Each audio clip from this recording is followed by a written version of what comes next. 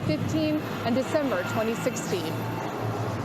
FBI counterintelligence agent Peter Strzok and senior FBI lawyer Lisa Page used their phones to criticize Donald Trump throughout the campaign. God, Trump is a loathsome human, Page texted in March 2016.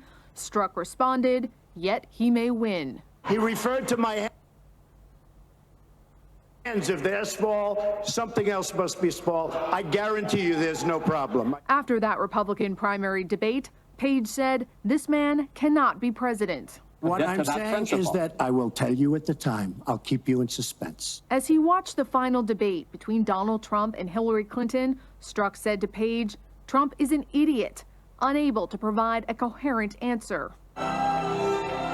After the election, the text continued.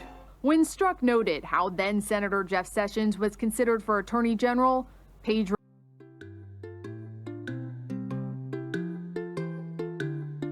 disparage, disparage, disparage.